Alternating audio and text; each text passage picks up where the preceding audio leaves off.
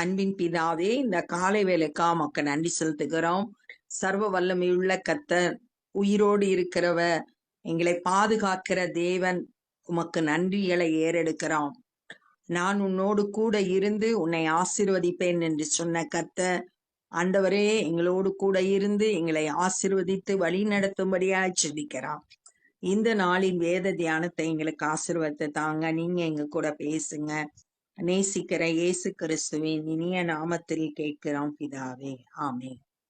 எபிரேயர் 11வது அதிகாரம் 24வது வசனம். விசுவாசத்தினாலே மோசே தான் பெரியவனான போது பார்வோனுடைய குமாரத்தியின் மகன் எண்ணப்படுவதை வெறுத்து. இந்த முந்தின வசனத்துல நம்ம பார்த்தோம், 3 மாசம் வரைக்கும் மோசையோட தாய் தகப்பன் ஒளித்து வைத்திருந்தன. அப்புறம் நதியில கொண்டு போய் போட்டாங்க. அங்க வந்த பார்வோனோட குமாரத்தி மோசையை எடுத்துட்டு போய் வளர்த்தத நம்ம வேதத்துல வாசிக்கிறோம். அப்ப அரண்மனையில மோசே வளர்க்கப்பட்டார். பார்வோனுடைய குமாரத்தியின் மகன் அப்படின்னு சொல்லிட்டு வளர்க்கப்பட்டாரு. ஆனா பெரியவனான போது, அப்ப ஒரு வயதுக்கு வந்த பிறகு, பெரியவனான பிறகு தன்னுடைய தன்னை குறித்து தேவ திட்டங்களை அறிந்தவரா செயல்பட ஆரம்பிக்கிறத நம்ம பார்க்கிறோம். இனி பார்வோனுடைய குமாரன் அப்படின்ற மேன்மையான ஸ்தானத்தை முதல்ல வெறுக்கிறாரு. இங்கிலீஷ் பைபிள்ல ரெஃப்யூஸ்ன்னு போட்டிருக்கு, மறுக்கிறாரு. வேண்டாம், இது எனக்கு வேண்டாம் அப்படின்னு சொல்லிட்டு மறுக்கிறாரு. யாத்திராகமம் 2வது அதிகாரம் 2வது வசனத்துல, யாத்திராகமம் 2வது 26வது அதிகாரம், யாத்திராகமம் 2:11-12 2 வசனத்துல 11-12. மோசே பெரியவனான காலத்தில் அவன் தன் சகோதரனிடத்தில் போய் அவர்கள் சுமை சுமக்கிறதை பார்த்து, தன் சகோதரராகிய எபிரேயரில் ஒருவனை ஒரு எகிப்தியன் அடிக்கிறதை கண்டு அங்கும் இங்கும் பார்த்து ஒருவரும் இல்லை என்று அறிந்து எகிப்தியனை வெட்டி அவனை மண்ணிலே புதைத்து போட்டான். அப்ப அவன் பெரியவனான போது தன்னுடைய சகோதரர்கள் அடிமையா கஷ்டப்படுறத பார்த்து, இனி தான் பார்வோனுடைய குமாரத்தின் மகன் அப்படின்ற ஸ்தானத்தை முதல்ல வெறுக்கிறாரு. வெறுத்துட்டு செயல்பட ஆரம்பிக்கிறார். அநித்தியமான பாவ சந்தோஷங்களை அனுபவிப்பதை பார்க்கிலும் தேவனுடைய ஜனங்களோடு துன்பத்தை அனுபவிப்பதையே தெரிந்து கொண்டு, இப்ப அவருக்கு முன்னாடி 2 வைக்கப்பட்டு இருக்கிறது. பார்வோனோட அரண்மனையில இருந்தா அநித்தியமான பாவ சந்தோஷத்தை அனுபவிக்கலாம். அடுத்து 2வது, அதை விட்டுட்டு தேவ ஜனங்களோடு இஸ்ரவேல் மக்களோடு சேர்ந்து இருந்தா நிறைய அடிமைகளா நிறைய கஷ்டங்களை அவர்கள் அனுபவித்து வந்தார்கள். அப்ப மோசே 2ல ஏதாவது ஒன்ன தெரிந்தெடுக்கணும். அப்ப மோசே எதை தெரிந்தெடுக்கிறார்னா, தேவ ஜனங்களோடு துன்பத்தை அனுபவிப்பதையே தெரிந்து கொண்டார். நமக்கும் முன்பாகவும் 2 காரியங்கள் வைக்கப்பட்டிருக்கு. ஒண்ணு, ஆண்டவருக்கு பிரியமா நம்ம வாழலாம், அல்லது தேவனுக்கு பிரியமில்லாத வாழ்க்கை, இருள்ல இருக்கிற வாழ்க்கை வாழலாம். இது நம்ம தெரிந்தெடுக்கிறதா. நம்ம சரியான பாதையை தெரிந்தெடுக்கணும். ஆண்டவருக்கு நம்மளை அர்ப்பணிச்சு உலக சிற்றின்பங்களுக்கு இடம் கொடுக்காம தேவனுக்கு பிரியமா இருக்கிறத மாத்த செய்யறவங்களா, அதையே நம்ம தெரிந்தெடுக்கிறவங்களா இருக்கணும். இனி வரும் பலன் மேல் நோக்கமாயிருந்து எகிப்திலுள்ள பொக்கிஷத்திலும் கிறிஸ்துவின் நிமித்தம் வருகிற நிந்தையை அதிக பாக்கியம் என்று எண்ணினார். ஒண்ணு, எகிப்துல இருக்க பொக்கிஷம்.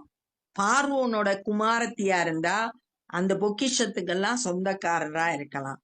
அல்லது கிறிஸ்துவின் நிமித்தம் தேவ சித்தத்தை நிறைவேற்றணும்னா பலவிதமான நிந்தனைகளை கஷ்டங்களை அனுபவிக்க வேணும். ஆனா மோசே தேவ ஜனங்களோடு கூட இருந்து அந்த நிந்தைகளை அனுபவிக்கிறத அதிக பாக்கியம், அதுதான் ஆசீர்வாதம் அப்படின்றத கண்டு கொண்டு இனி வரும் பலன் மேல் நோக்கமாகி, இனி நமக்கு கிடைக்க போற ரிவார்டு அதுதான் முக்கியம். ஆண்டவரோட வருகையில நமக்கு நம்ம என்ன செய்கிறோமோ அதுக்குரிய பலனை பெற்றுக்கொள்ள போறோம். அப்ப அந்த பரம தரிசனம் உள்ளவர்களா நம்ம செயல்படணும். இந்த உலக காரியங்கள்ல சிக்காம தேவ சித்தம் செய்கிறதே நம்மளுடைய நோக்கமா இருக்கணும். அதுதான் மோசே வாழ்க்கையில நம்ம அறிந்து கொள்றோம். இதெல்லாம் அவர் விசுவாசத்தினால செயல்படுறாரு.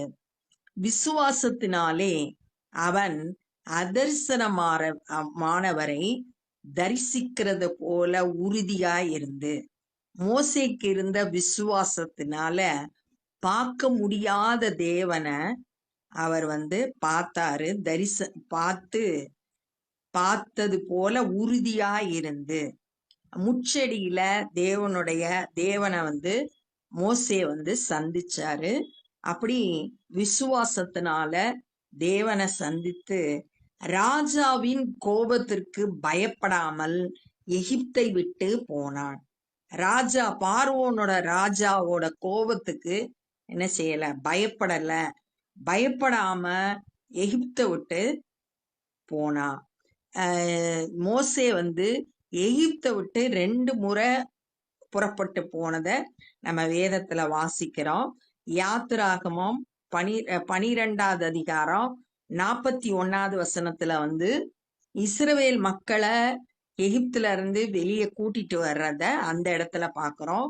அதுக்கு முன்பாக இவங்க 2 பேர் எகிப்தியர், ரெண்டு எகிப்தியர்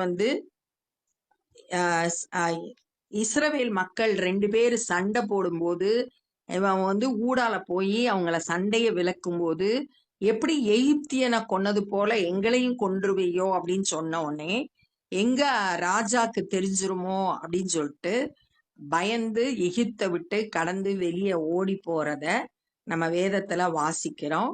அப்புறம் இந்த இஸ்ரவேல் மக்களை அடிமைத்தனத்துல இருந்து எகிப்தை விட்டு வெளியே கொண்டு வந்தார்.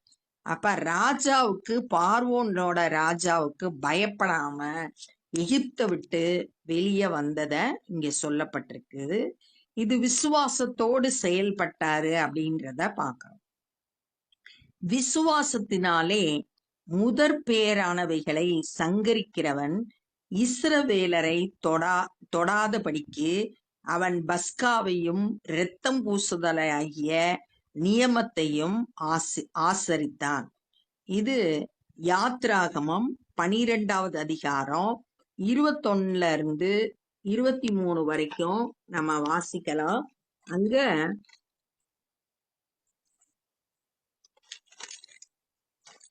என்ன சொல்லப்பட்டிருக்குன்னா, அப்பொழுது மோசே இஸ்ரவேல் மூப்பர் யாவரையும் அழைப்பித்து, நீங்கள் உங்கள் குடும்பங்களுக்கு தக்கதாக உங்களுக்கு ஆட்டுக்குட்டியை தெரிந்து கொண்டு பஸ்காவை அடித்து ஈசோப்பு கொழுந்துகளின் கொத்தை எடுத்து கிண்ணியில இருக்கும் இரத்தத்தில் தோய்த்து அதிலே இருக்கும் அந்த இரத்தத்தை வாசல் நிலைக்கால்களின் மேல் சட்டத்திலும் வாசலின் நிலைக்கால் 2லும் தெளியுங்கள். விடியற்காலம் வரைக்கும் உங்களில் ஒருவரும் வீட்டு வாசலை விட்டு புறப்பட வேண்டாம். கர்த்தர் எகிப்தியரை அதம் பண்ணுகிறதற்கு கடந்து வருவார். நிலையின் மேல் சட்டத்தில் வாசலின் நிலைக்கால்கள் 2லும் அந்த இரத்தத்தை காணும்போது கர்த்தர் சங்காரக்காரனை உங்கள் வீடுகளில் உங்களை அதம் பண்ணுகிறதற்கு வர ஒட்டாமல் வாசற்படியை விலக்கி கடந்து போவார் அப்படின்னு சொல்லிட்டு அங்க நம்ம யாத்ராகமம் 12வது அதிகாரத்துல வாசிக்கிறோம். அதன்படி முதற் பேரானவைகளை சங்கரிக்கிறவன், அந்த எகிப்தியர்ல மூத்த மகனை அழித்து போடும்போது அந்த பார்வோன் ராஜா இஸ்ரவேல் மக்களை வெளியே விட மாட்டேன், ஆராதிக்கிறதுக்கு அனுப்ப மாட்டேன்னு சொன்னப்ப கடைசியா 10வது வாதம் மூத்த பையன்கள் எல்லாம் மரித்து போனாங்க. அப்படி இருக்கும்போது கர்த்தர் அவங்கள பார்த்து, நீங்க உங்க வீட்டோட நிலைக்கால்கள்ல இந்த பஸ்கா ஆட்டுக்குட்டியோட ரத்தத்தை தடவி இருக்கணும். அப்ப சங்காரம் உங்க வீடுகளுக்குள்ள வராதுன்னு சொன்னாங்க. அத விசுவாசத்து அப்படியே அந்த பஸ்காவோட ரத்தத்தை பூசுதல்ன்ற நியமத்தை ஆசரித்தான். இதுவும் மோசே மூலம் செய்யப்பட்டத நம்ம வேதத்துல வாசித்தோம். விசுவாசத்தினாலே அவர்கள் சிவந்த சமுத்திரத்தை உலர்ந்த தரையை கடந்து போவது போல கடந்து போனார்கள். அவர்கள் அப்படின்றது இஸ்ரவேல் மக்கள். இப்ப எகிப்துல இருந்து அவங்க வெளியே வந்துட்டாங்க. வந்த பிறகு சந்தித்த முதல் பிரச்சனை சிவந்த சமுத்திரம். முன்னாடி சிவந்த சமுத்திரம் இருக்கு, பின்னாடி பார்வோனோட படை இருக்கு. இப்படி ஒரு தப்பிக்கவே வழி இல்லாத நேரத்துல ஆண்டவரை நோக்கி கூப்பிட்டாங்க. கூப்பிடும்போது கர்த்தர் மோசையை பார்த்து, நீ உன் கோலை சிவந்த சமுத்திரத்தின் மேல நீட்டு, அப்ப அந்த சமுத்திரம் 2ஆ பிளக்கும், நீங்க அதுல கடந்து செல்லலாம் அப்படின்னு சொல்லிட்டு சொன்னபடி அவங்க செய்த போது உலர்ந்த தரை வழியா, சமுத்திரத்துக்கு நடுவாக உலர்ந்த தரை வழியா கடந்து போனாங்க. யாத்ராகமம் 14வது அதிகாரம் 21, 22 வசனம் என்ன சொல்லுது அப்படின்னு பாக்குறோம்னா, மோசே தன் கையை சமுத்திரத்தின் மேல் நீட்டினான். அப்பொழுது கர்த்தர் ராம் முழுவதும் பலத்த கீழ்காற்றினால் சமுத்திரம் ஒதுங்கும்படி செய்து அதை வறண்டு போக பண்ணினார். ஜலம் பிளந்து பிரிந்து போயிற்று. இஸ்ரவேல் புத்திரர் சமுத்திரத்தின் நடுவாக வெட்டாந்தரையில் நடந்து போனார்கள். அவர்கள் வலது புறத்திலும் அவர்கள் இடது புறத்திலும் ஜலம் அவர்களுக்கு மதிலாக நின்றது. இயற்கைக்கு அப்பாற்பட்ட விதங்கள்ல கர்த்தர் அற்புதத்தை செய்து அவங்கள உலர்ந்த தரை வழியா சமுத்திரத்தின் நடுவாக கடந்து செல்ல கர்த்தர் அவங்கள வழி நடத்தினாங்க. எகிப்தியர் அப்படி செய்ய துணிந்து அமிழ்ந்து போனார்கள். அதே நேரத்துல இவங்க பின்னாடி வந்த பகைவரான எகிப்தியர் அவங்க செஞ்ச மாதிரியே சிவந்த சமுத்திரத்துக்குள்ள உள்ள நுழைஞ்சாங்க. அப்ப என்ன நடந்துச்சு அப்படின்னு சொல்லிட்டு யாத்ராகமம் 14வது அதிகாரம் 25வது வசனத்துல என்ன சொல்லியிருக்குன்னா, அவர்களுடைய ரதங்களில் இருந்து உருளைகள் கலரவும் அவர்கள் தங்கள் ரதங்களை வருத்தத்தோடு நடத்தவும் பண்ணினார். அப்பொழுது எகிப்தியர் இஸ்ரவேலரை விட்டு ஓடி போவோம், கர்த்தர் அவர்களுக்கு துணை நின்று எகிப்தியருக்கு விரோதமாக யுத்தம் பண்ணினார் என்றார்கள். 27வது வசனம், மோசே தன் கையை சமுத்திரத்தின் மேல் நீட்டினார். விடியற் காலத்தில் சமுத்திரம் பலமாய் திரும்பி வந்தது. எகிப்தியர் அதற்கு எதிராக ஓடும்போது கர்த்தர் அவர்களை கடலின் நடுவே கவிழ்த்து போட்டார். ஜலம் திரும்பி வந்து ரதங்களையும் குதிரை வீரர்களையும் அவர்கள் பின்னாக சமுத்திரத்தில் பிரவேசித்த பார்வோனுடைய இராணுவம் அனைத்தையும் மூடிக்கொண்டது. அவர்களில் ஒருவனாகிலும் தப்பவில்லை. ஒருவர் கூட தப்பிக்கல. எல்லாரும் அமிழ்ந்து போயிட்டாங்க தண்ணீர்ல. இப்படியா எதிரி மேல கர்த்தர் அவங்களுக்கு வெற்றியை கொடுத்தாரு. இதெல்லாம் விசுவாசத்தினால நடைபெற்ற காரியம் அப்படின்னு சொல்லிட்டு சொல்லப்பட்டிருக்கு. அப்ப இந்த நாள்ல நம்ம என்னெல்லாம் கற்றுக்கொண்டோம்னா, மோசே விசுவாசத்தினால பார்வோனுடைய குமாரத்தி அப்படின்ற ஸ்தானத்தை வெறுக்கிறாரு. அனித்தியமான பாவ சந்தோஷத்தை விட கர்த்தருடைய ஜனங்களோடு துன்பத்தை அனுபவிக்கிறத தெரிந்து கொள்றாரு. அடுத்து 3வது, இனி வரும் பலன் மேல் நோக்கமாயிருந்து கிறிஸ்துவின் நிமித்தம் வருகிற நிந்தையே அதிக பாக்கியம்னு நினைச்சு செயல்படுகிறார் அப்படின்றத பார்த்தோம். அடுத்து ராஜாவோட கோபத்துக்கு பயப்படாம விசுவாசத்தினால மோசே எகிப்தை விட்டு புறப்பட்டு போனார் அப்படின்னு சொல்லிட்டு சொல்லப்பட்டிருந்தது. விசுவாசத்தினால பஸ்காவை ஆசரிச்சு அந்த ரத்தத்தை வீட்டோட நிலைக்கால்கள்ல பூசி இருந்தாங்க. அப்ப சங்கார தூதன் வரும்போது அவங்க வீடு அழிவுக்கு தப்புவிக்கப்பட்டது. விசுவாசித்து கர்த்தர் சொன்னபடியே செயல்பட்டாங்க, பாதுகாக்கப்பட்டாங்க. அடுத்ததா சிவந்த சமுத்திரத்தினால அவங்க கடந்து செல்ல வேண்டிய சூழ்நிலை வந்தபோது விசுவாசித்து கர்த்தருடைய வார்த்தையின்படி செயல்பட்டாங்க.